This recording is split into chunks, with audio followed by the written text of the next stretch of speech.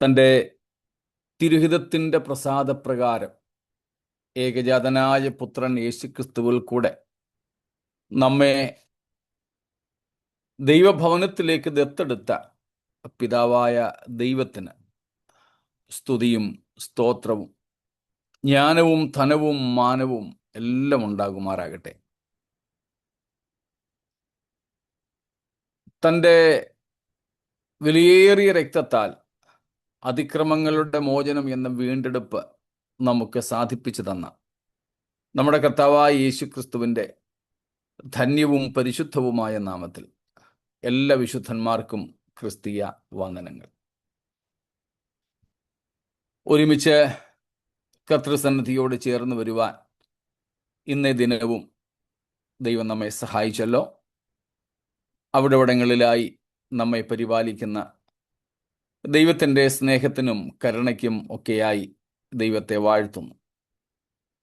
ഒരിക്കൽ കൂടെ നിങ്ങളേവരെയും ഞാൻ നന്ദിയും അഭിനന്ദനങ്ങളും അറിയിക്കുന്നു.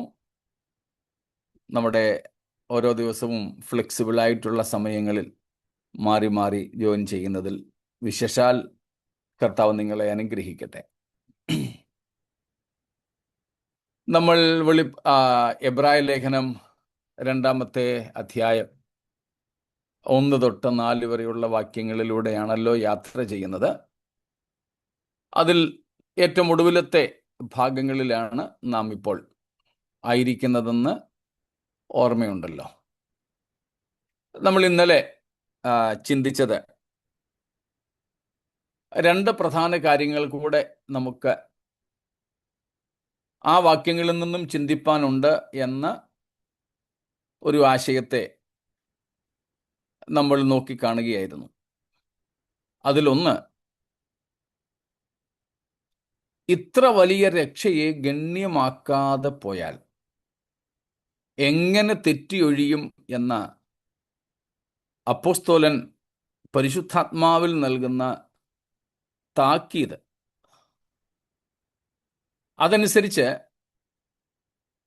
രക്ഷിക്കപ്പെട്ട ഒരു വ്യക്തി ആ രക്ഷയിൽ നിന്നും തെന്നിമാറുവാൻ, ഒഴുകിപ്പോകുവാൻ തന്നിമിത്തം ദൈവത്തിൻ്റെ ശിക്ഷാവിധിക്ക് അർഹയായി തീരുവാനും സാധ്യതയുണ്ട് എന്ന അപകടകരമായ ഒരു യാഥാർത്ഥ്യത്തെയാണ് നമ്മൾ മനസ്സിലാക്കിക്കൊണ്ടിരുന്നത്. നമ്മളത് അങ്ങനെ പറഞ്ഞു വിടാൻ താല്പര്യപ്പെട്ടെങ്കിലും ചില ചോദ്യങ്ങൾ വന്നതിനാൽ അല്പവും കൂടെ നമ്മളതിനെ വിശകലനം ചെയ്യുവാൻ വേണ്ടി ആഗ്രഹിച്ചു. അങ്ങനെ ഇന്നലെ നമ്മൾ പഠിച്ചത് ഒരു ക്രിസ്ത്യാനിക്ക് രക്ഷ നഷ്ടപ്പെടുമോ എന്നുള്ളതായിരുന്നു. അതിന് 2 വിധത്തിലുമുള്ള 2 വശങ്ങളെയും നമ്മൾ ഒരുമിച്ചൊന്ന് മനസ്സിലാക്കുവാൻ ശ്രമിച്ചു.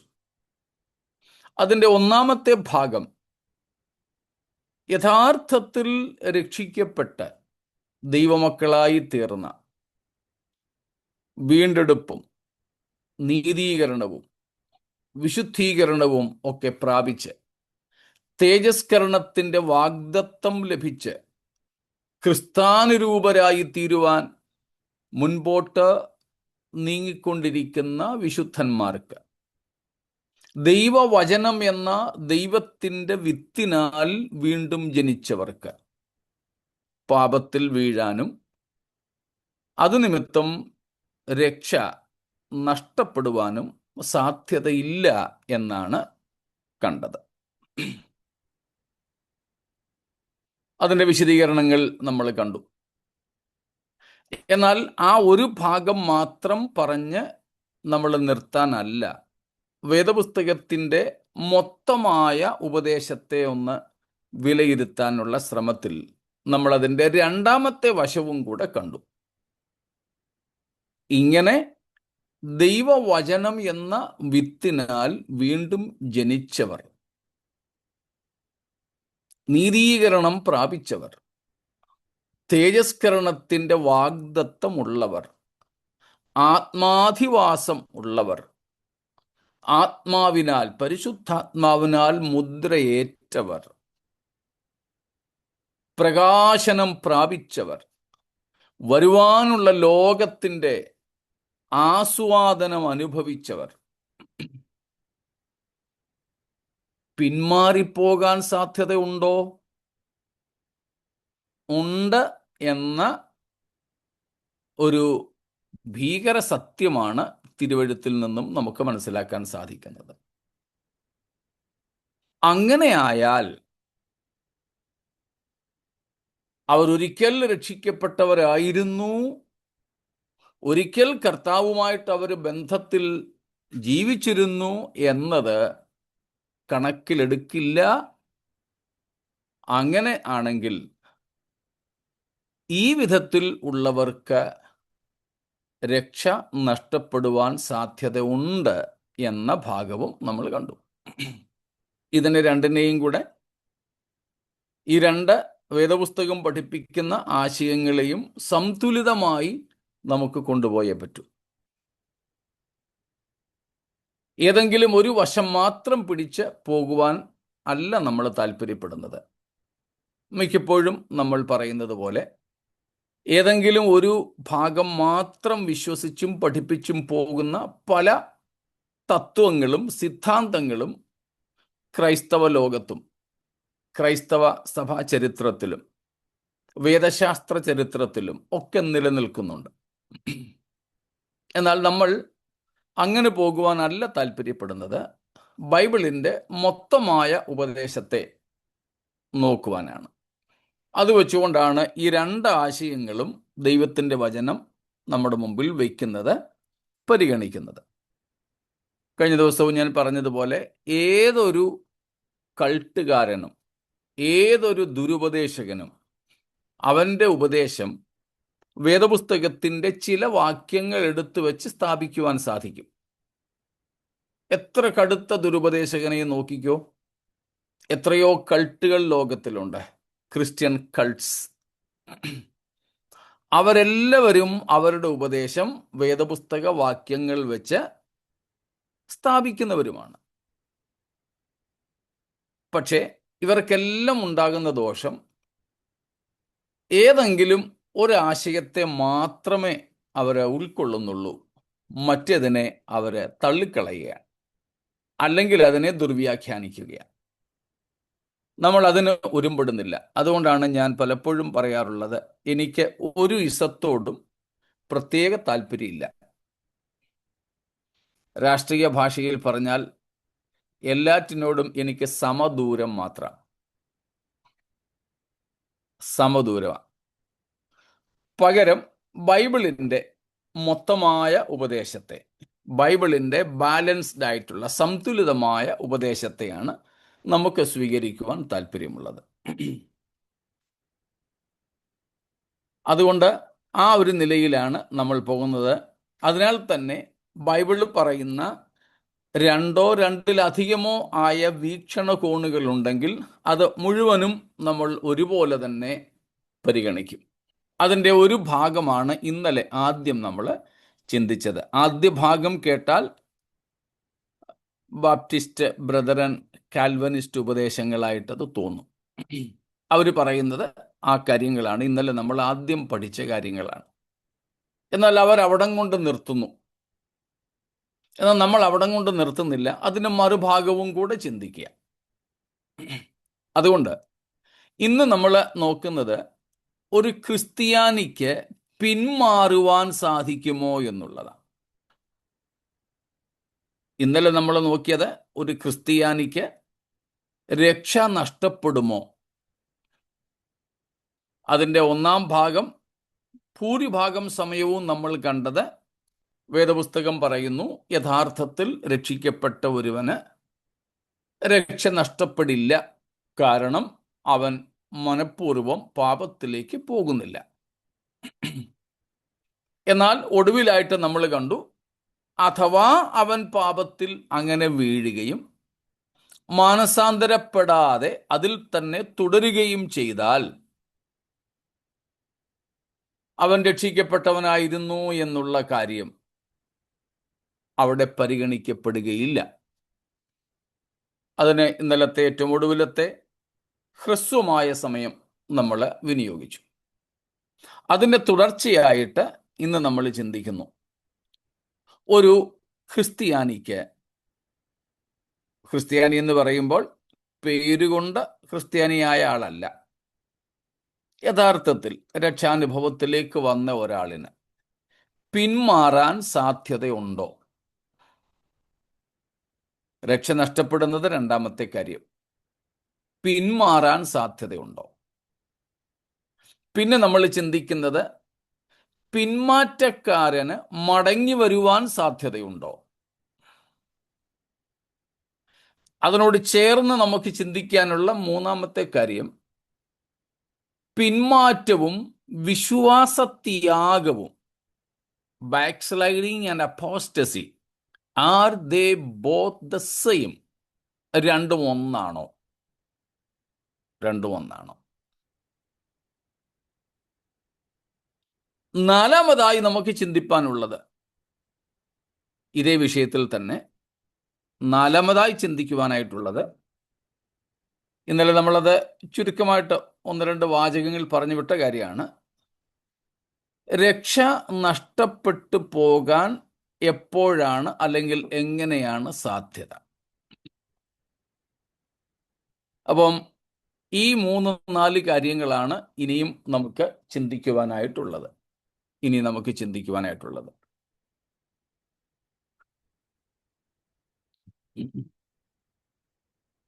അതിൽ ഇന്നലെ വരെ നമ്മൾ ചിന്തിച്ചതിൽ, പഠിച്ചതിൽ എന്തെങ്കിലും ചോദ്യങ്ങളുണ്ടോ?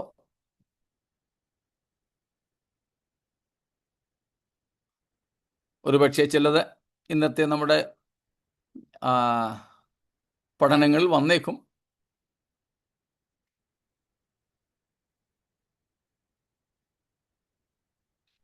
ശരി, ഇന്നിനി നമ്മൾ നോക്കാൻ പോകുന്നത്, ഒരു ക്രിസ്ത്യാനിക്ക്, ഒരു ക്രിസ്തു ശിഷ്യന് പിന്മാറിപ്പോകുവാൻ അല്ലെങ്കിൽ പിന്മാറ്റം സംഭവിക്കുവാൻ സാധ്യതയുണ്ടോ എന്നതാണ്. എന്തു പറയുന്നു? നമുക്ക് ഒരുമിച്ച് ചിന്തിച്ച് അങ്ങ് പോകാം. പ്രസംഗമല്ലല്ലോ.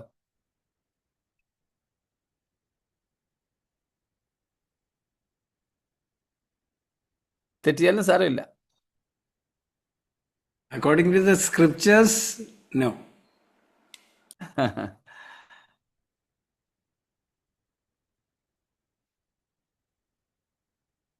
മറ്റെന്തെങ്കിലും?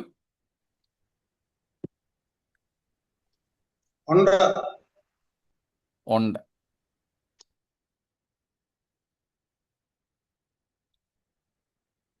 നമ്മൾ ഇന്നലെ വായിച്ച 2 കൊരിന്ത്യർ 11-ന്റെ 2-3 തന്നെ നമ്മൾ ഇതിന് ഉത്തരം ഇന്നലെ കണ്ടതാണ്. ഇന്നത് കുറച്ചുകൂടെ വിശദമായിട്ട് ചിന്തിക്കുന്നേ ഉള്ളൂ. അവിടെ പൗലോസ് അപ്പോസ്തലന്റെ ഭയം എന്താണ്? പൗലോസ് ഭയക്കുന്നത് പോകുമോ? സർപ്പം അല്ലെങ്കിൽ പഴയ പാമ്പായ സാത്താൻ ഹൗവായെ ഉപായത്താൽ ചതിച്ചതുപോലെ നിങ്ങളുടെ ഹൃദയം, ആരുടെയായി നിങ്ങളെന്ന് പറയുന്നത്? ദൈവമക്കളായി തീർന്നവരുടെ, രക്ഷിക്കപ്പെട്ടവരുടെ, യേശു ക്രിസ്തുവിൻ്റെ അല്ലെങ്കിൽ ക്രിസ്തു എന്ന, കമോൺ പ്ലീസ്, ക്രിസ്തു എന്ന ഏക പുരുഷന് നിങ്ങളെ നിർമ്മല കന്യകയായി വിവാഹ നിശ്ചയം ചെയ്തിരിക്കാൻ. അപ്പോൾ ഈ നിങ്ങൾ ആരാണ്? ക്രിസ്തു എന്ന ഏക പുരുഷന് നിർമ്മല കന്യകയായി വിവാഹ നിശ്ചയം ചെയ്യപ്പെട്ട ദൈവമക്കൾ, അഥവാ ക്രിസ്തുവിൻ്റെ മണവാട്ടികളായി തീർന്നവരുടെ കാര്യമാ പൗലോസ് 2 കൊരിന്ത്യർ 11-ന്റെ 2-3 വാക്യങ്ങളിൽ ഭയത്തോടുകൂടെ പറയുന്നത്. സ്തോത്രം. ഇന്നലെ നമ്മൾ ചിന്തിച്ചതുപോലെ, ഇന്നലത്തെ ആദ്യ ഭാഗം ചിന്തിച്ചതുപോലെ, ചില സഭാവിഭാഗക്കാരും ചില സിദ്ധാന്തങ്ങളെ, തത്വങ്ങളെ പിടിച്ചിരിക്കുന്നവരും പിന്മാറിപ്പോകുന്നവർ ആരും യഥാർത്ഥത്തിൽ രക്ഷിക്കപ്പെട്ടവരായിരുന്നില്ല എന്ന ഒരു നിഷ്കർഷത്തിലേക്ക് എത്തുമ്പോഴാണ് അതിന് മറുപടിയായി ഈ ഭാഗം നമുക്ക് ഉദ്ധരിക്കാൻ സാധിക്കുന്നത്. ഇവിടെ രക്ഷിക്കപ്പെടാത്തവരെ കുറിച്ചല്ല, രക്ഷിക്കപ്പെടാതെ സഭയ്ക്കകത്ത് കടന്നുകൂടിയവരെ കുറിച്ചല്ല പൗലോസ് പറയുന്നത്. ക്രിസ്തു എന്ന ഏക പുരുഷന് നിർമ്മല കന്യകയായി ഏൽപ്പിക്കപ്പെടുവാൻ വിവാഹ നിശ്ചയം ചെയ്യപ്പെട്ട ക്രിസ്തുവിൻ്റെ മണവാട്ടികളായി തീർന്ന വിശുദ്ധന്മാർ ക്രിസ്തുവിനോടുള്ള ഏകാഗ്രതയും നിർമ്മലതയും വിട്ട് വഷളായി പോകുമോ എന്ന് ഞാൻ ഭയപ്പെടുന്നു. വഷളായി പോകുമോ? അതും എങ്ങനെ? ഉപമിച്ചിരിക്കുന്നത് എന്തിനോടാണ്? സർപ്പം ഉപായത്തിൽ ചതിച്ചതുപോലെ. ഹൗവയെ ചതിച്ചതുപോലെ. അപ്പൊ ഹൗവായിക്ക് ദൈവത്തിൽ നിന്നുള്ള അകൽച്ച ഉണ്ടായി. ആദിമ മനുഷ്യൻ ദൈവത്തിൽ നിന്നും അകന്ന് ശാപഗ്രസ്തനായി മാറി. അതുപോലെ തന്നെ സാധ്യത സഭാംഗങ്ങൾക്ക് ഉണ്ടാകാം എന്നാണ് ഇവിടെ പൗലോസ് പറയുന്നത്. ഉണ്ടാകുമോ എന്നാണ് പൗലോസിന്റെ ഭയം. സ്തോത്രം. മറ്റൊന്ന് നമ്മൾ പഠിച്ചുകൊണ്ടിരിക്കുന്ന പാസ്റ്ററെ, അങ്ങനെ ആകുമ്പോഴേ അവിടെ ഒരു ക്വസ്റ്റ്യൻ ആകുമ്പോഴേ രണ്ടിനും ചാൻസ് ഉണ്ടെന്ന് അർത്ഥം. എന്ത് രണ്ടിനും? ലൈക്ക് യുനോ ഡിസീവ്ഡ് ആയി നമ്മൾ തെറ്റിപ്പോകാനുള്ള ചാൻസും ഉണ്ട്. അതല്ല അങ്ങനെ ആകുന്നില്ല എന്നുണ്ടെങ്കിൽ നഷ്ടപ്പെടുന്നില്ല അല്ലേ? തീർച്ചയായിട്ടും ക്വസ്റ്റ്യൻ. ഇപ്പം സാധ്യത നമ്മൾ നോക്കുന്നത് പിന്മാറാൻ സാധ്യത ഉണ്ടെന്നാണ് അവിടെ പറയുന്നത്. പിന്മാറാൻ ഞാൻ ആദ്യം പറഞ്ഞ സ്ക്രിപ്ചറലി ആവത്തില്ല, എന്നാൽ സാധ്യതയുണ്ട്. ഇന്നലെ പഠിച്ചതിന്റെ കൂട്ട്. അപ്പം ഇവിടെ പറയുന്നത് അതിനുള്ള സാധ്യത ഇല്ലാതില്ല, ഉണ്ട് എന്നുള്ളതാണ്. അതിനോട് ചേർത്ത് എബ്രായ ലേഖനം 6-ാമത്തെ അധ്യായം 4, 5, 6 വാക്യങ്ങൾ. ഒരിക്കൽ പ്രകാശനം ലഭിച്ചിട്ട് സ്വർഗീയ ദാനം ആസ്വദിക്കുകയും പരിശുദ്ധാത്മാവിനെ പ്രാപിക്കുകയും ദൈവത്തിന്റെ നല്ല വചനവും വരുവാനുള്ള ലോകത്തിന്റെ ശക്തിയും ആസ്വദിക്കുകയും ചെയ്തവർ പിന്മാറിപ്പോയാൽ തങ്ങൾക്ക് തന്നെ ദൈവപുത്രനെ വീണ്ടും ക്രൂശിക്കുന്നവരും അവന് ലോകോപവാദം വരുത്തുന്നവരും ആകൊണ്ട് അവരെ പിന്നെയും മാനസാന്തരത്തിലേക്ക് പുതുക്കുവാൻ കഴിവുള്ളതല്ല. ഇവിടെയും കണ്ടോ സാധ്യത എന്തിനാണുള്ളത്? പിന്മാറിപ്പോകാൻ സാധ്യത. ആരാ? ഒരിക്കൽ പ്രകാശനം ലഭിച്ചവർ. 2, സ്വർഗീയ ദാനം ആസ്വദിച്ചവർ. അവിടെ പറയുന്ന സ്വർഗീയ ദാനം നമ്മൾ 6-ാം അധ്യായത്തിലേക്ക് വരുമ്പോൾ കൂടുതൽ പഠിക്കാം. സ്വർഗീയ ദാനം ഇവിടെ രക്ഷാദാനമായി തന്നെ മനസ്സിലാക്കാം, തെറ്റില്ല. രക്ഷാദാനം, മറ്റു പലതുമുണ്ട്. ആസ്വദിച്ചവർ. പിന്നെ വരുവാനുള്ള ലോകത്തിന്റെ ശക്തി ആസ്വദിച്ചവർ.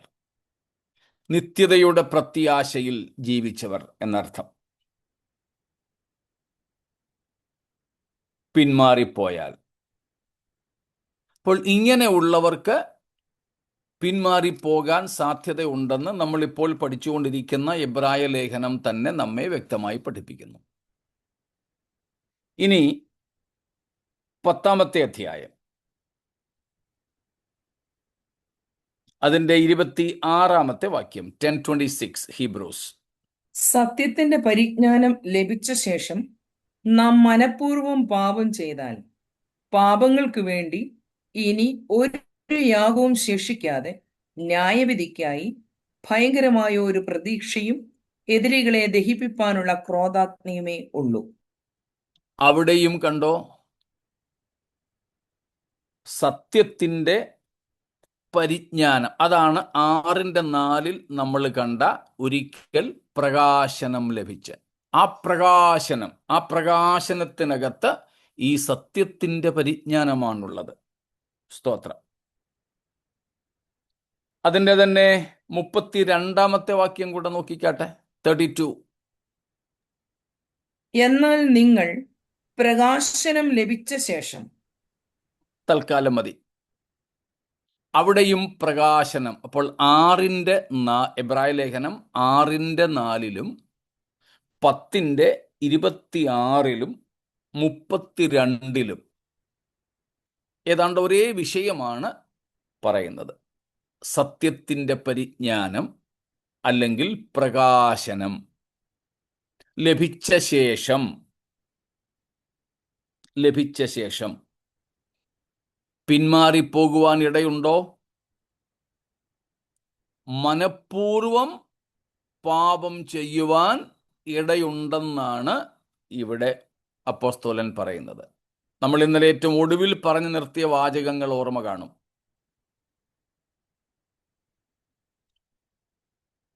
ബ്രദറൻ ബാപ്റ്റിസ്റ്റ് കാൽവനിസ്റ്റുകൾ പറയുന്ന ഒരു കാര്യമാണ്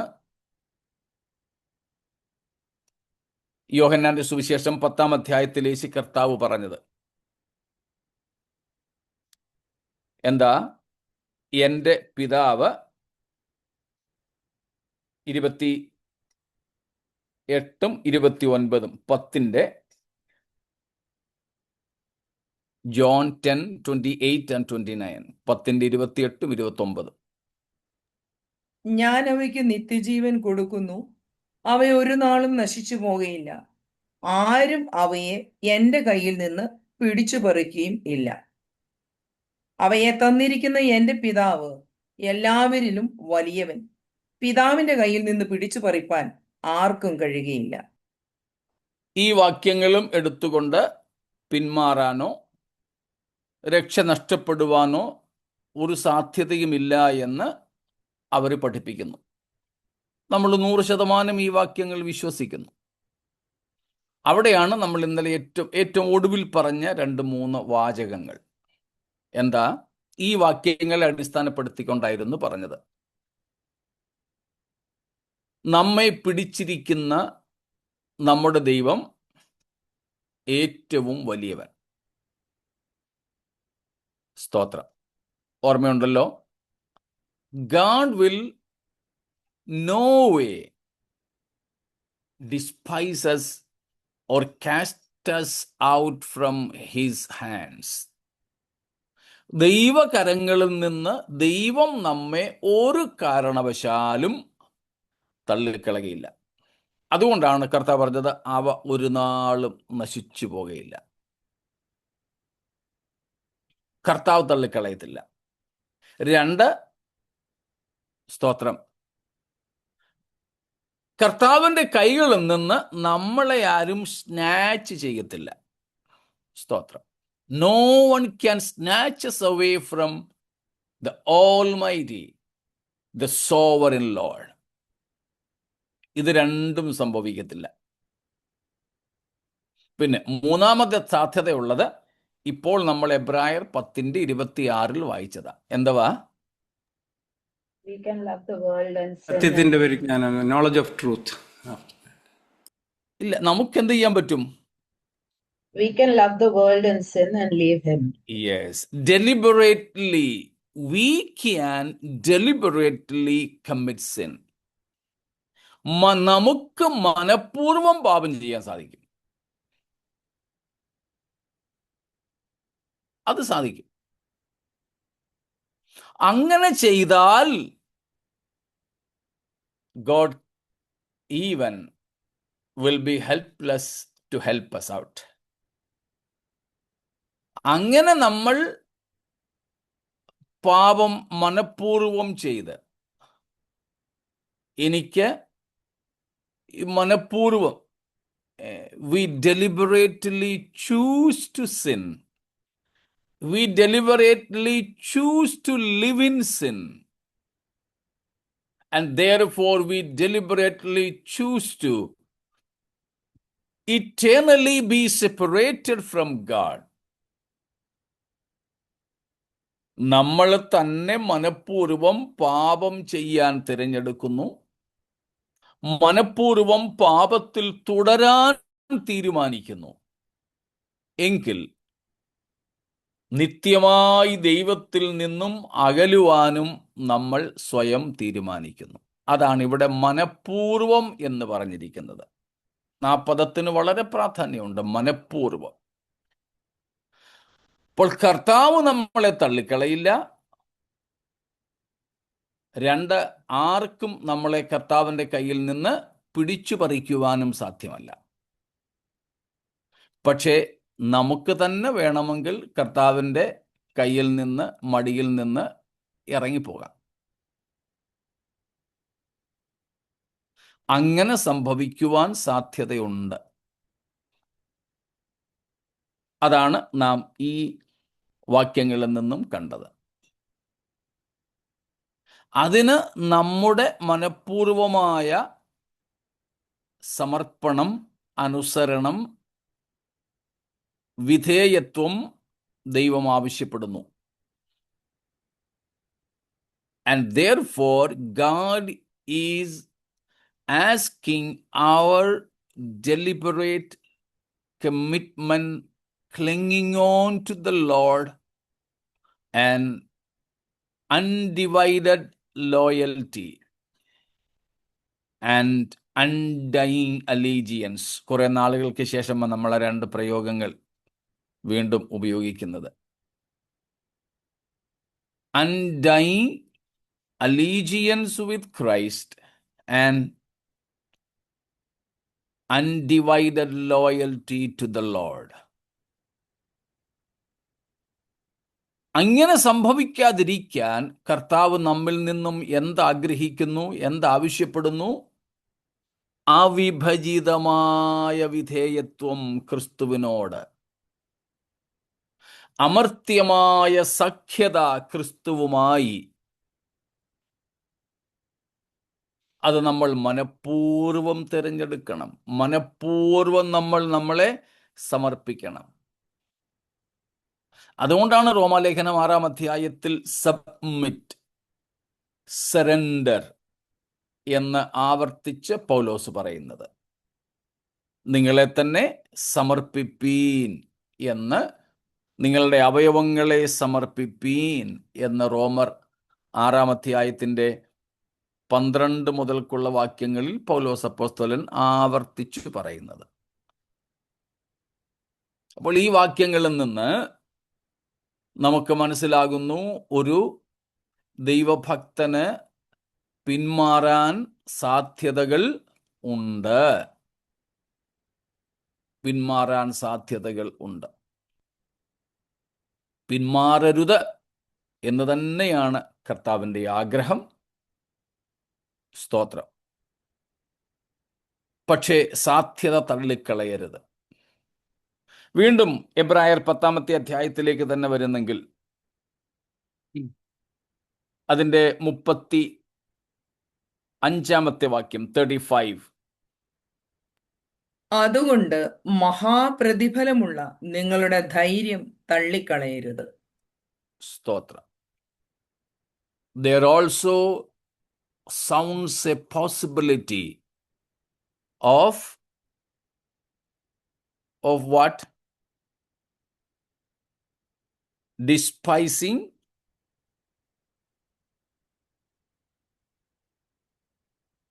our Therefore, do not throw away your confidence, which has a great reward.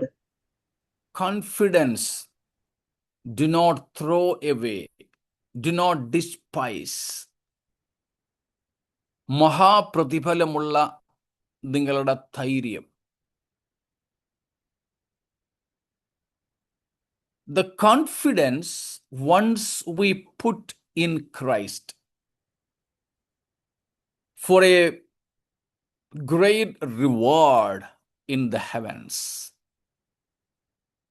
ഇതും ഈ പറയുന്നതും നമ്മൾ മുമ്പേ പറഞ്ഞ 2-3 കൂട്ടർ പറയുന്നത് പോലെ രക്ഷിക്കപ്പെട്ടിട്ടില്ലാതെ വെറുതെ നാമധേയമായി സഭയ്ക്കകത്ത് വന്നവരോടാണോ?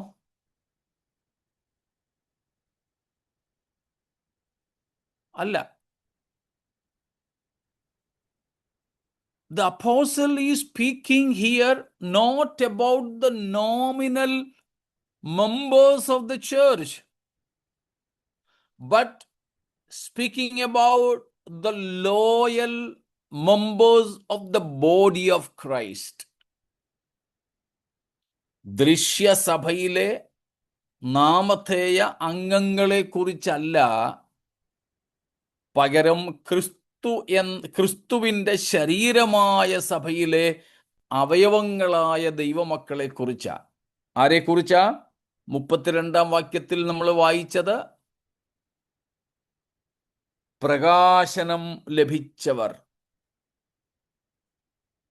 പിന്നെ ആ പ്രകാശനത്തിന് വേണ്ടി നിന്ദകളും പീഡകളും കൂത്തുകാഴ്ചകളും അനുഭവിച്ചവർ. അങ്ങനെ അനുഭവിച്ചവർക്ക് കൂട്ടാളികളായി തീർന്നവർ. ഇങ്ങനെ അറിഞ്ഞ പ്രകാശിപ്പിക്കപ്പെട്ട സത്യത്തിന് വേണ്ടി കഷ്ടം സഹിച്ചവർ.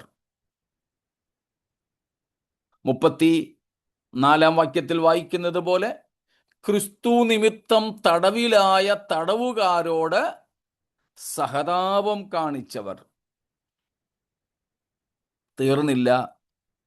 സ്വർഗത്തിൽ നിലനിൽക്കുന്ന പ്രതിഫലമുണ്ടെന്നറിഞ്ഞുകൊണ്ട് സമ്പത്തുകളുടെ അപഹാരം സന്തോഷത്തോടെ സഹിച്ചവർ. നാമധേയമായിട്ട് മെമ്പർഷിപ്പ് എടുത്തവരാണോ ഇവർ? അല്ല. യഥാർത്ഥത്തിൽ രക്ഷിക്കപ്പെട്ടിരുന്നവരാ, പ്രകാശനം പ്രാപിച്ചവരാ, അതിന് വില കൊടുത്തവരാ, സ്വർഗത്തിൽ നിലനിൽക്കുന്ന പ്രതിഫലം പ്രാപിക്കുവാൻ അർഹരായവരാ.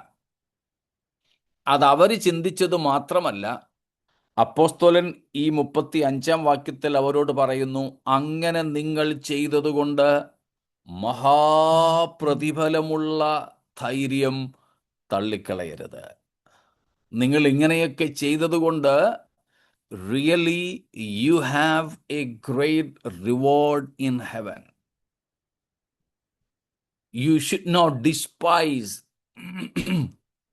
that reward kept for you in the heavenly realms, which you, and therefore you should not throw away the confidence you have. അതുകൊണ്ട് നിങ്ങളുടെ ഈ മഹാപ്രതിഫലമുള്ള ധൈര്യത്തെ തള്ളിക്കളയരുത്.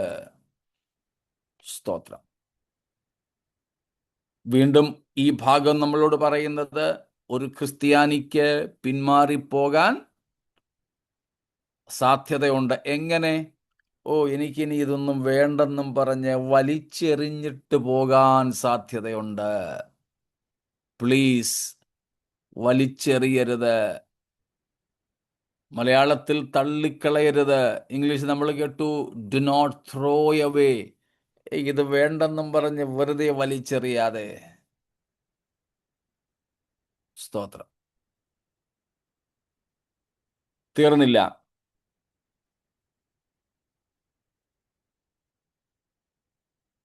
മുപ്പത്തിയെട്ടാമത്തെ വാക്യം, 38. എന്നാൽ എന്റെ നീതിമാൻ വിശ്വാസത്താൽ ജീവിക്കും. പിന്മാറുന്നു എങ്കിൽ എന്റെ ഉള്ളത്തിന് അവനിൽ പ്രസാദമില്ല. സ്തോത്രം. എന്ന് വെച്ചാൽ നിങ്ങൾ എന്ത് ചെയ്യണം? മനഃപൂർവ്വം നിങ്ങൾ എന്ത് ചെയ്യണം? Live by faith. Yes, live by faith. Continue in your faith. വിശ്വാസത്തിൽ നിങ്ങൾ എന്ത് ചെയ്യണം? നിലനിൽക്കണം. എൻ്റെ നീതിമാൻ വിശ്വാസത്താൽ ജീവിക്കും. സ്തോത്രം. ഇന്നെനിക്ക് ജോലിയൊന്നുമില്ല, അല്ലെങ്കിൽ ഞാനൊരു പാസ്റ്ററാണ്, ഞാനും ഭാര്യയും ഫുൾ ടൈം മിനിസ്റ്റേഴ്സാ, ജോലിയും ബിസിനസ്സും ഒന്നും ഞങ്ങൾ ചെയ്യുന്നില്ല, ഞങ്ങൾക്ക് സ്ഥിരമായ വരുമാനമൊന്നുമില്ല, പിന്നെ എങ്ങനെയാ പാസ്റ്റർ ജീവിക്കുന്നത്? വിശ്വാസത്താൽ. നമ്മൾ സാധാരണ പറയുന്ന ഒരു രീതിയാണിത്, വിശ്വാസത്താൽ. ആ കാര്യമല്ല ഇവിടെ പറയുന്നത്. സ്തോത്രം. ആ കാര്യമല്ല ഇവിടെ പറയുന്നത്. ഇവിടെ പറയുന്ന വിശ്വാസത്താൽ ജീവിക്കുക എന്നത് നാളെ അരി മേടിക്കാൻ ആരെങ്കിലും കാശ് കൊണ്ട് തരുമെന്ന വിശ്വാസമല്ല. നാളെ അടുത്ത മാസം വാടക കൊടുക്കാനുള്ള കാശ് ആരെങ്കിലും അയച്ചു തരുമെന്ന വിശ്വാസമല്ല. അടുത്ത ദിവസങ്ങളിൽ എനിക്ക് ഒരു കാറ് വാങ്ങാൻ ആരെങ്കിലും കാശ് തരും എന്ന എൻ്റെ പ്രതീക്ഷയല്ല ഇവിടെ പറയുന്ന വിശ്വാസം. നമ്മൾ പൊതുവെ അങ്ങനെയാണ് ഈ വാക്യത്തെ കാണുന്നത്. എൻ്റെ നീതിമാൻ വിശ്വാസത്താൽ ജീവിക്കും. പെർമനൻ്റ് ഇൻകം ഒന്നും ഇല്ലെങ്കിലും അങ്ങ് ജീവിക്കുക.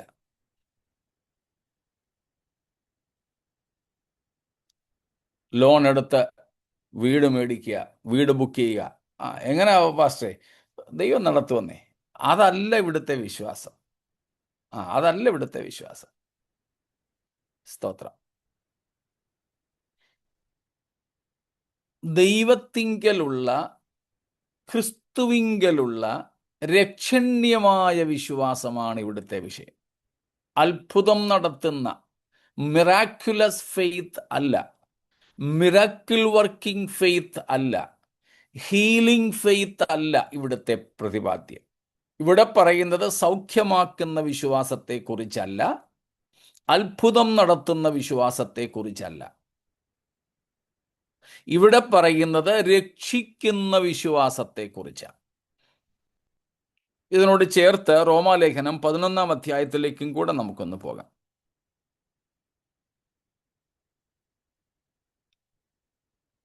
അതിൻ്റെ 20-ാമത്തെ വാക്യം.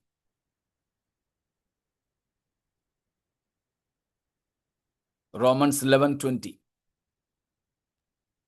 അവിശ്വാസത്താൽ അവ ഒടിഞ്ഞുപോയി, വിശ്വാസത്താൽ നീ നിൽക്കുന്നു, ഞെളിയാതെ ഭയപ്പെടുക.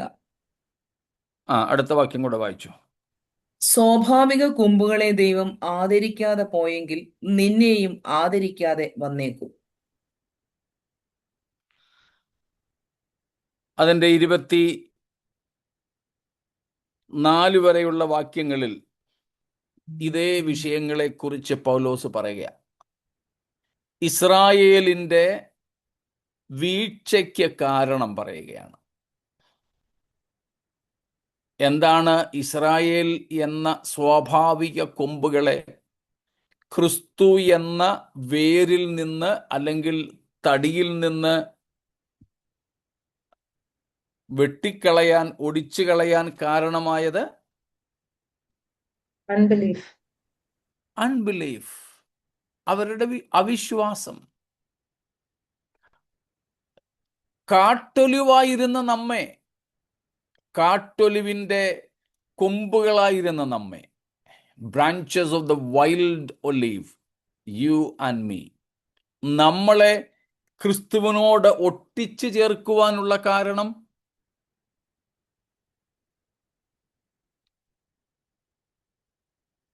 നമ്മുടെ വിശ്വാസം. വിശ്വാസത്താൽ നീ നിലനിൽക്കുന്നു. അവരോ അവിശ്വാസത്താൽ ഒടിഞ്ഞുപോയി, നീ വിശ്വാസത്താൽ നിലനിൽക്കുന്നു. എന്നിട്ട് താഴെ നമ്മൾ വായിക്കുന്നു, ഞെളിയാതെ ഭയപ്പെടുക.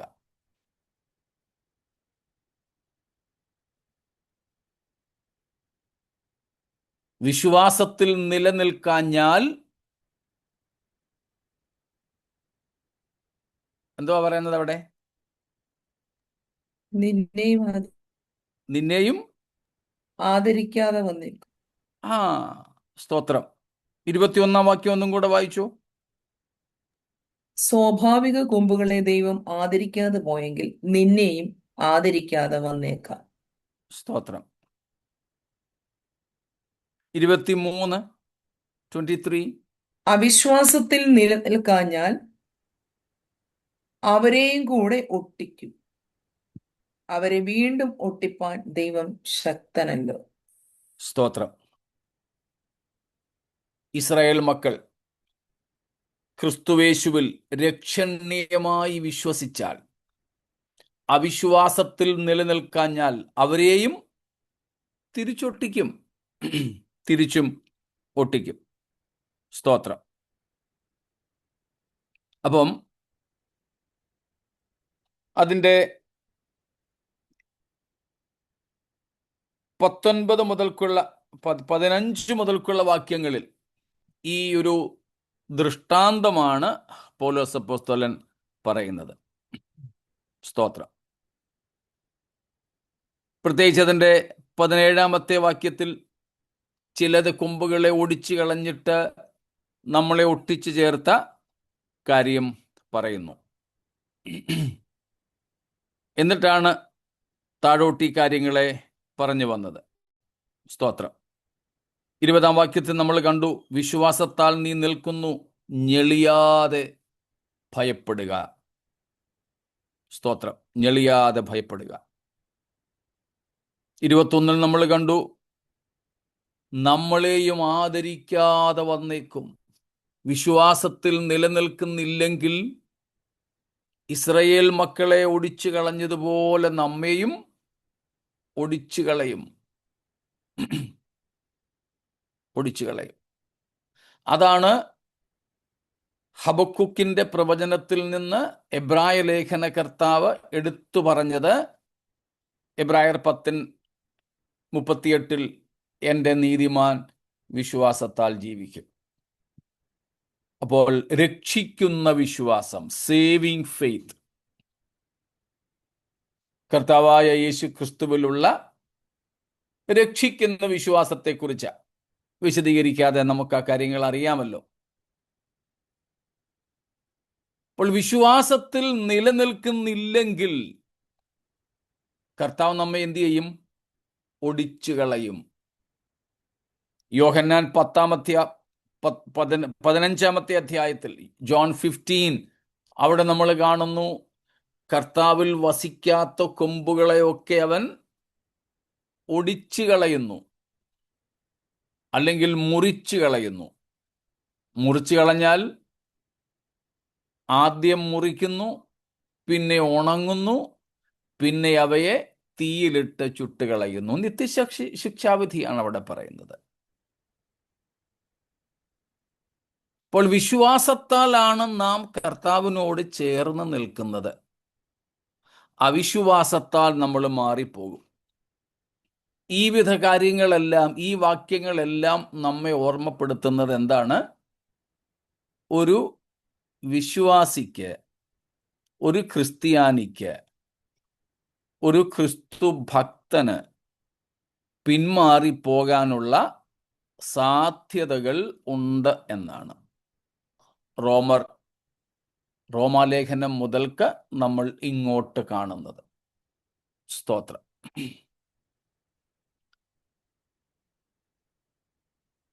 അപ്പോൾ ഇങ്ങനെ പിന്മാറിപ്പോകുവാൻ സാധ്യത ഉണ്ട് എന്നുള്ളതിനാൽ ഇന്നലെ നമ്മൾ പഠിച്ച ആദ്യ ഭാഗം മാത്രം പിടിച്ചുകൊണ്ടിരുന്നാൽ അത് വേദപുസ്തകത്തിൻ്റെ പൂർണ്ണമായ ഉപദേശം ആവുകയില്ല. ഈ ഭയത്തോടെ വേണം നമ്മൾ ജീവിക്കുവാൻ, ഓരോ ചുവടും വയ്ക്കുവാൻ. സ്തോത്രം.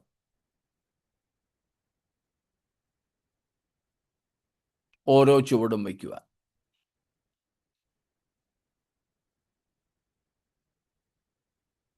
പുതിയ നിയമത്തിൽ പഴയ നിയമത്തിലേതുപോലെ പിന്മാറ്റക്കാരെ കുറിച്ച് പറയുന്നില്ല. പഴയ നിയമത്തിൽ നമുക്ക് കാണുവാനായിട്ട് സാധിക്കുന്നുണ്ട്, ഇനിയും നിങ്ങളെ കൂടുതൽ അടിച്ചിട്ട് എന്താണ് പ്രയോജനം? പിന്മാറ്റക്കാരെക്കുറിച്ച് പഴയ നിയമം ഒത്തിരി പറയുന്നുണ്ട്. യിരെമ്യാവ് 3-ാം അധ്യായത്തിൻ്റെ 6-ാമത്തെ വാക്യം, അതൊന്നും വായിക്കാൻ താല്പര്യപ്പെടുന്നില്ല, പറഞ്ഞ് ഞാൻ വിടാം.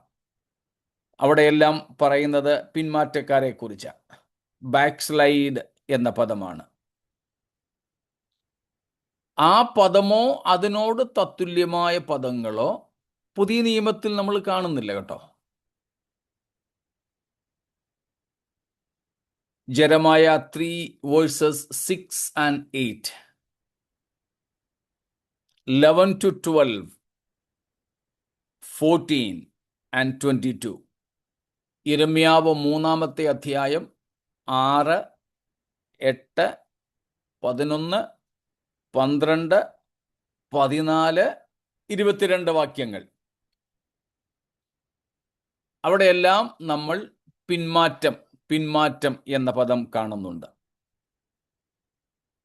അതുപോലെ 8-ാം അധ്യായത്തിൻ്റെ 5-ാമത്തെ വാക്യം, 8:5, ജെറമായ. Then Hosea 11:7, ഹോശയ 11:7, 14:4, 14:4. ഇവിടങ്ങളിലെല്ലാം നമ്മൾ കാണുന്നത് പിന്മാറ്റം എന്ന പദപ്രയോഗമാണ്. അങ്ങനെ ഒരു പദപ്രയോഗം പക്ഷേ നമുക്ക് പുതിയ നിയമത്തിലില്ല. എന്നാൽ വിശ്വാസത്തിൽ നിന്ന് മാറിപ്പോകുന്ന അവസ്ഥകളെക്കുറിച്ച് ഉണ്ട്. സ്തോത്രം.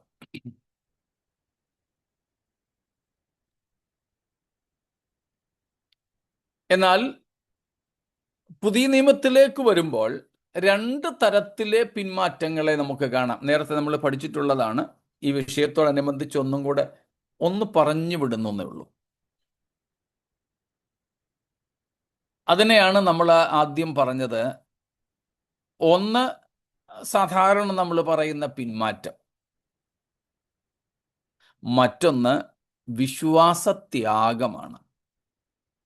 One is backsliding and another one is apostasy. Apostasy അഥവാ വിശ്വാസത്യാഗം എന്ന് പറഞ്ഞാൽ ക്രിസ്തുവിനെ വേണ്ട, ദൈവത്തെ വേണ്ട എന്നും പറഞ്ഞ് പോകുന്ന ഒരവസ്ഥ. അപ്പോസ്റ്റസി, വിശ്വാസത്യാഗം. എന്നാൽ ഈ സാധാരണ നമ്മളിപ്പോൾ ഈ പിന്മാറ്റം എന്ന് പറഞ്ഞത് ഉപദേശത്തെയോ ക്രിസ്തുവിനെയോ ദൈവത്തെയോ തള്ളിക്കളയുന്നതോ തള്ളിപ്പറയുന്നതോ അല്ല. Normal backsliding, what we mean here, is not apostasy, which is doctrinal backsliding, rejecting Christ, rejecting God or the lordship of Christ. യേശുക്രിസ്തുവിൻ്റെ കർത്തൃത്വത്തെ, ദൈവത്തിൻ്റെ ആസ്തിക്യത്തെ, ഉപദേശത്തിൻ്റെ സത്യങ്ങളെ ഒക്കെ തള്ളിക്കളയുന്ന കാര്യമല്ല നമ്മളിവിടെ പിന്മാറ്റം എന്നതുകൊണ്ട് സാധാരണ അർത്ഥത്തിൽ അർത്ഥമാക്കുന്നത് അല്ലെങ്കിൽ മനസ്സിലാക്കുന്നത്. പിന്നെന്താ? ക്രിസ്തുവിനോടുള്ള, ഇന്നലെ നമ്മൾ പറഞ്ഞതുപോലെ, ആദ്യ സ്നേഹം വിട്ടുകളഞ്ഞിട്ട് ലോകസ്നേഹികളായി ജഡത്തിൻ്റെ ഇഷ്ടങ്ങളെ നിവർത്തിക്കുന്നതിന് കർത്താവിൻ്റെ വഴികളിൽ നിന്നും മാറി സഞ്ചരിക്കുന്നു. അത് വേണമെങ്കിൽ ആരും അറിയണമെന്ന് പോലുമില്ല. ഒരു നല്ല ക്രിസ്തീയ പ്രസംഗകനും ഹൃദയം കൊണ്ട് കർത്താവിൽ നിന്ന് അകന്നവനാകാം. നിരന്തരം A regular church goer also can be a backslider in this sense, who lost the fervor of the love of God. ദൈവത്തോടുള്ള സ്നേഹത്തിൻ്റെ തീവ്രതയും ഊഷ്മളതയും നഷ്ടപ്പെട്ടവർ പിന്മാറ്റക്കാരാ. അപ്പോഴും അവർ സഭാപരിപാടികളിൽ വളരെ സജീവമായിട്ടുണ്ടായിരിക്കും. സുവിശേഷം പ്രസംഗിക്കുന്നവരാകാം, പാട്ടുപാടുന്നവരാകാം, അന്യഭാഷ പറയുന്നവരാകാം, പ്രസംഗിക്കുന്നവരാകാം, ഒക്കെ ചെയ്യുന്നവരാകാം. അപ്പോഴും അവരുടെ ഹൃദയത്തിൽ കർത്താവിനോട് സ്നേഹം ഇല്ല, അല്ലെങ്കിൽ കുറഞ്ഞുപോയി. അവർ ജഡത്തിൻ്റെ കാര്യാദികളിൽ, ജഡത്തിൻ്റെ വിഷയങ്ങളിൽ മനസ്സുറപ്പിച്ച് അതിനെക്കുറിച്ച് ചിന്തിച്ച് മുൻപോട്ട് പോകുന്നവരാ. ചുരുക്കം ചിലർ ചിലപ്പോൾ ചർച്ചിൽ വരുന്നത് നിർത്തിയേക്കാം, എന്നാലും കാണുമ്പം പ്രൈസ് ദി ലോർഡ് പറയും. പ്രാർത്ഥിക്കാൻ നിന്നാൽ അന്നേരവും അന്യഭാഷ പറയും.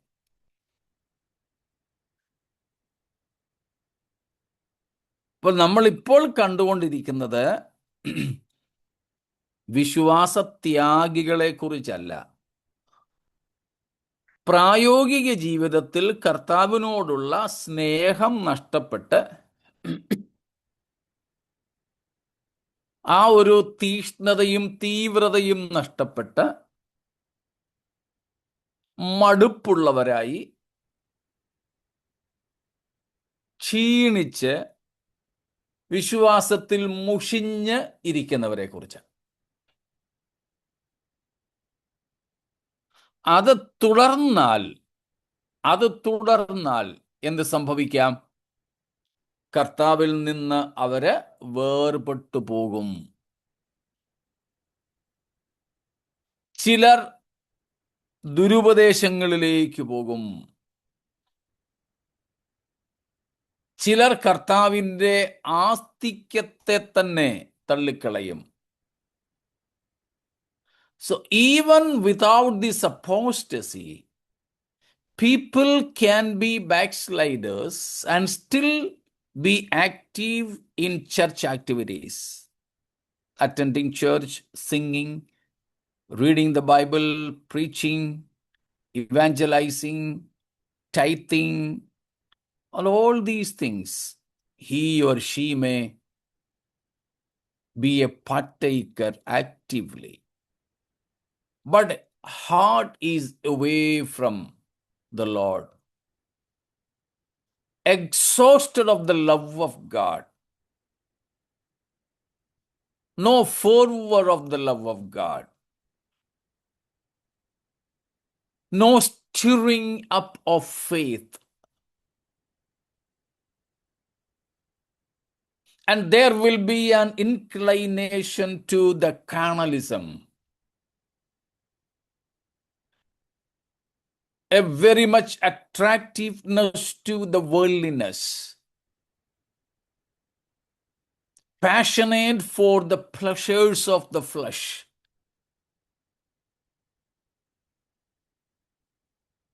So such is this backsliding. ഈ പറയപ്പെട്ട പിന്മാറ്റം, അതിൻ്റെ ഒന്നാം ഭാഗം ജഡത്തോട്, അതിൻ്റെ സുഖങ്ങളോട് ഒക്കെയുള്ള ആഭിമുഖ്യമാണ്. പതിയെ പതിയെ ലോകത്തിലേക്ക് ഇറങ്ങിച്ചെല്ലുന്ന അവസ്ഥകളാണ്.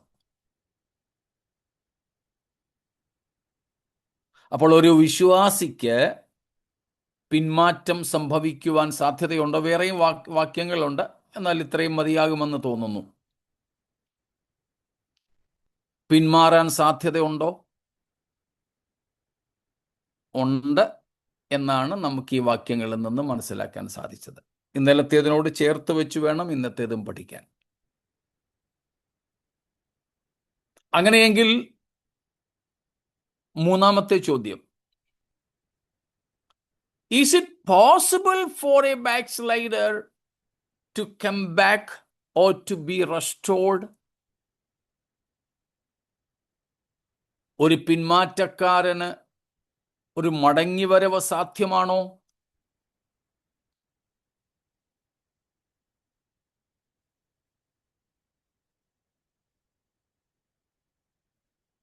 Please come on. തെറ്റിയാലും സാരമില്ല, നമ്മൾ ഒരുമിച്ചും ചിന്തിക്കുകയാണല്ലോ.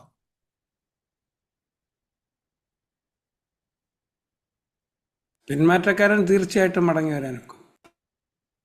Of course, it is possible. Restoration of a backslider is possible.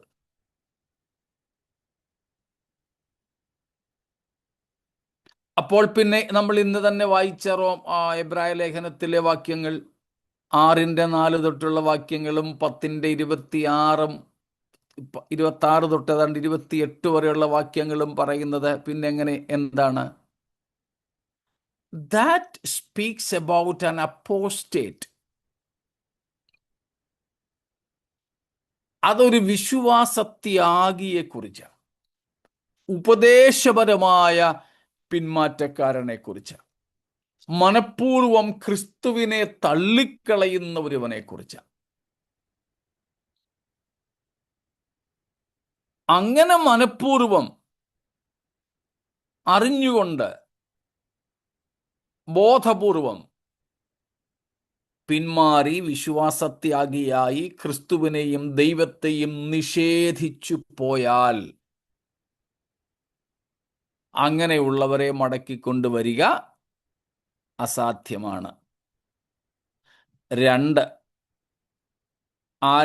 ഏത് പിന്മാറ്റക്കാരനെ മടക്കി വരുത്താൻ സാധിക്കത്തില്ല?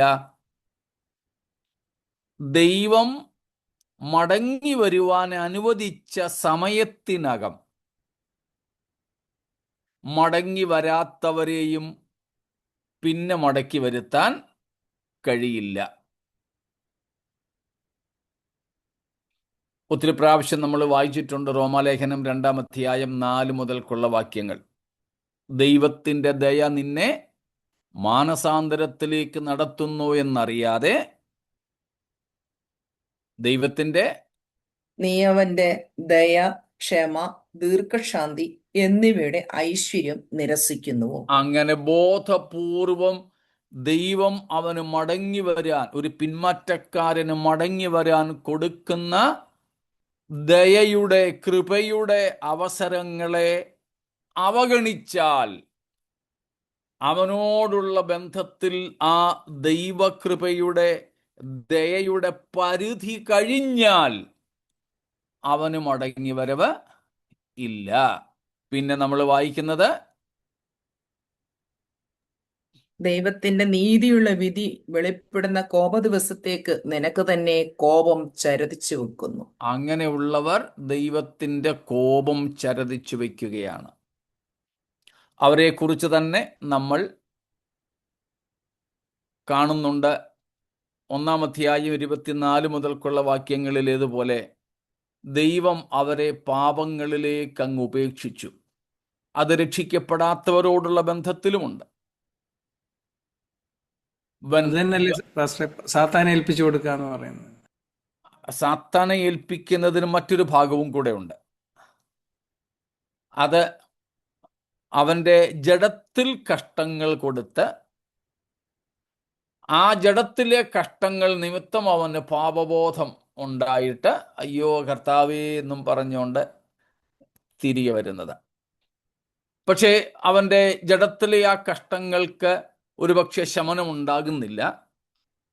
അവനെ ഇന്നലെ നമ്മൾ ചിന്തിച്ചതുപോലെ ആ പാപത്തെക്കുറിച്ച് അവൻ പശ്ചാത്തപിച്ച് ഇനിയും ഒരു പാപത്തിലേക്ക് അവൻ പോകാത്തതുപോലെ ദൈവത്തെങ്കിലേക്ക് മടങ്ങി വന്ന് ശുദ്ധീകരിച്ച് അവനെ അങ്ങെടുക്കുക. അതുകൊണ്ടാണ് പൗലോസ് പറയുന്നത്, കർത്താവിൻ്റെ നാളിൽ അവൻ്റെ ആത്മാവ് രക്ഷിക്കപ്പെടേണ്ടതിന് ജഡത്തെ സാത്താൻ്റെ കയ്യിൽ ഏൽപ്പിക്കുന്നു എന്ന നിലയിൽ. അപ്പോൾ നമുക്കിന്ന് ഇവിടെ പറഞ്ഞ് നിർത്താം. അതായത് ഒരു ക്രിസ്ത്യാനിക്ക് അല്ലെങ്കിൽ ഒരു ക്രിസ്തു വിശ്വാസിക്ക് പിന്മാറുവാൻ സാധ്യത ഉണ്ട് എന്ന് നമ്മൾ കണ്ടു. 2, പിന്മാറിപ്പോകുന്ന ഒരു പിന്മാറ്റക്കാരൻ മടങ്ങി വരുവാൻ സാധ്യതയുണ്ടോ? ഉണ്ട് എന്ന് നമ്മൾ കണ്ടു. ഒരു വാക്യം അതിനുവേണ്ടി വായിച്ചിട്ട് നമുക്കങ്ങ് നിർത്താം. യാക്കോബിന്റെ ലേഖനം 5:19-20, ജെയിംസ് 5:19-20. സഹോദരന്മാരെ, നിങ്ങളിൽ ഒരുവൻ സത്യം വിട്ട് തെറ്റിപ്പോവുകയും അവനെ ഒരുവൻ തിരിച്ചു വരുത്തുകയും ചെയ്താൽ, പാപിയെ നേർവഴിക്കാക്കുന്നവൻ അവന്റെ പ്രാണനെ മരണത്തിൽ നിന്ന് രക്ഷിക്കുകയും പാപങ്ങളുടെ ബഹുത്വം മറയ്ക്കുകയും ചെയ്യും എന്ന് അവൻ അറിഞ്ഞുകൊള്ളട്ടെ. സത്യം വിട്ടൊരുവൻ തെറ്റിപ്പോകുന്നു. ആ തെറ്റിപ്പോയവനെ വേറെ ഒരുത്തൻ തിരികെ കൊണ്ടുവരുന്നു, മടക്കി കൊണ്ടുവരുന്നു. സാധ്യതയുണ്ട്. ഗലാത്യ ലേഖനവും 6-ാം അധ്യായം ആദ്യത്തെ വാക്യങ്ങളിൽ ഇത് തന്നെ പൗലോസ് പറയുന്നു. ലൂക്കോസിന്റെ സുവിശേഷത്തിൽ കർത്താവ് പറഞ്ഞ ധൂർത്തപുത്രന്റെ ദൃഷ്ടാന്തം, ഉപമ, അതും മടങ്ങി വരുന്ന, മാനസാന്തരപ്പെട്ട് മടങ്ങി വരുന്ന ഒരു പാപിയുടെ, അവനെ കാത്തിരിക്കുന്ന ഒരു സ്നേഹപിതാവിൻ്റെയും ചിത്രമാണ്. നമ്മൾ പലപ്പോഴും അവിടെ ഈ മുടിയംപുത്രനെ കുറിച്ചേ കാണുന്നുള്ളൂ. അവിടെ ഊന്നിപ്പറയുന്നത് പിതാവിനെ കുറിച്ചാണ്. സ്തോത്രം. അവൻ്റെ മടങ്ങിവരവ് കാത്തിരിക്കുന്ന, മടങ്ങി വന്നാൽ അവനോട് ക്ഷമിക്കാൻ തയ്യാറായിരിക്കുന്ന, അവനെ അണിയിക്കാൻ പുതിയ വസ്ത്രങ്ങളുമായി കാത്തിരിക്കുന്ന പിതാവിനെ കുറിച്ച്. സ്തോത്രം. പത്രോസിനെ നോക്കിക്കേ. യേശുക്രിസ്തുവിനെ തള്ളിപ്പറഞ്ഞിട്ട് പോയ പത്രോസ്, വേറെ 6 ശിഷ്യന്മാരെയും കൂടെ പഴയ പണിക്ക് വിളിച്ചുകൊണ്ട് പോയ പത്രോസ്. പക്ഷെ കർത്താവ് അവനെ ഉപേക്ഷിച്ചോ? ഇല്ല. Christ searched him. കർത്താവ് അവനെ അന്വേഷിച്ച് കടൽക്കരയിലെത്തുന്നു. യോഹന്നാൻ 21-ാം അധ്യായത്തിലെ കാര്യമാ പറയുന്നത്. അവിടെ എത്തുന്നു. എന്നിട്ട് അവനെ മടക്കി വരുത്തുന്നു. കർത്താവ് അവനെ സ്വീകരിക്കുന്നു. സ്തോത്രം. തോമാസ് ലീഹ കർത്താവിനെ വിശ്വസിച്ചില്ല. പക്ഷേ കർത്താവ് തന്നെ തന്നെ അവന് വെളിപ്പെടുത്തി കൊടുത്തു. അവൻ തിരികെ വന്നു, സ്വീകരിച്ചു.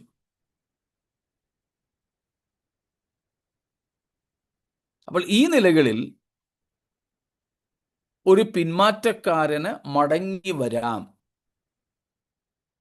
മടങ്ങിവരവിന് ദൈവം ഒരു സമയം അനുവദിച്ചിട്ടുണ്ട്. ഇന്നലെ ഓർപ്പിച്ചത് ആവർത്തിക്കുന്നു. ആ സമയം ഓരോരുത്തർക്കും വ്യത്യസ്തമാണ്. എനിക്ക് ദൈവം അനുവദിച്ച ദയാകാലയളവല്ല വർക്കിച്ചായന് അനുവദിച്ചിട്ടുള്ളത്. ആ അദ്ദേഹത്തിന് മടങ്ങി വരാൻ, മാനസാന്തരപ്പെടാനുള്ള കാലയളവല്ല ഡോക്ടർ സാജീവനുള്ളത്. അതല്ല ജോയ് കുട്ടിച്ചാനുള്ളത്. വ്യത്യസ്തമാണ്. അതെത്രയാണ് എന്ന് നമുക്കാർക്കും അറിയില്ല. ദൈവത്തിൻ്റെ മാത്രം കണക്കിൽപ്പെടുന്നതാണത്. അതുകൊണ്ട് അങ്ങനെ ഒരു സമയത്തിന് വേണ്ടി ആരും കാത്തിരിക്കാതെ, ഇപ്പോഴാകുന്നു സുപ്രസാദകാലം. രക്ഷാദിവസം ഇന്നാണ്, ഇപ്പോഴാണ് എന്ന തിരിച്ചറിവോടെ ആരും മനഃപൂർവ്വം പാപം ചെയ്ത് കർത്താവിൽ നിന്നും അകന്നു പോകാതെ ദൈവത്തിങ്കിലേക്ക് മടങ്ങി വന്ന് അവനോട് ചേർന്നിരിക്കുവാൻ, നാം ആരും പിന്മാറിപ്പോകുന്നവരുടെ കൂട്ടത്തിലാകാതിരിപ്പാൻ നമ്മെ സമർപ്പിക്കാം. എബ്രായർ 10-ന്റെ അവസാന വാക്യം പറയുന്നുണ്ട്, നാമോ നാശത്തിലേക്ക് പിന്മാറുന്നവരുടെ കൂട്ടത്തിലല്ല, പകരം വിശ്വസിച്ച് ജീവരക്ഷ പ്രാപിക്കുന്നവരുടെ കൂട്ടത്തിലാണ്. നാം പിന്മാറുന്നുവെങ്കിലോ ദൈവത്തിൻ്റെ ഉള്ളത്തിന് നമ്മിൽ പ്രസാദമില്ല. നമുക്ക് ലഭ്യമായ നിത്യരക്ഷയുടെ ആ പ്രത്യാശയിൽ നിലനിൽക്കുവാൻ നമ്മെ തന്നെ സമർപ്പിക്കാം. നമ്മുടെ കർത്താവ് സ്വർഗം വിട്ട് ഭൂമിയിൽ നമ്മെ തേടി വന്നു.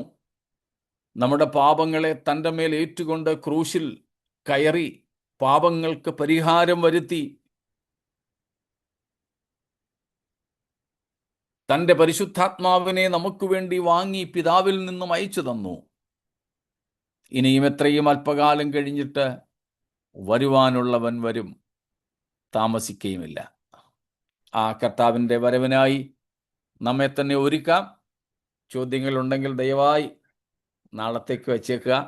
കർത്താവിൻ്റെ വരവ് താമസിക്കുന്നെങ്കിൽ നമുക്ക് നാളെ വൈകുന്നേരം ഇന്ത്യൻ ടൈം 6:45 മുതൽക്കുള്ള സമയത്ത്, നാളെ മുതൽ നേരത്തെയാണല്ലോ, ദയവായിട്ട് ആ സമയം ഒന്ന് ഓർത്ത് വച്ചേക്കുക. നാളെ മുതൽ ദൈവനോദിക്കുന്നെങ്കിൽ മാർച്ച് 4 വരെ ഇന്ത്യൻ ടൈം വൈകുന്നേരം 6:45 തൊട്ട് 8 മണി അല്ലെങ്കിൽ 8:10 വരെ ആയിരിക്കും നമ്മുടെ സമയം. ആ സമയങ്ങളിൽ നമുക്ക് ഇന്നത്തെ ചോദ്യങ്ങൾ ഉണ്ടെങ്കിൽ നാളെ പങ്കുവയ്ക്കാം. ഇന്ന് സമയമായതുകൊണ്ട് നിർത്തിക്കൊള്ളട്ടെ. ഈ വചനങ്ങളാൽ ദൈവം നമ്മെ ഏവരെയും അനുഗ്രഹിക്കുമാറാകട്ടെ.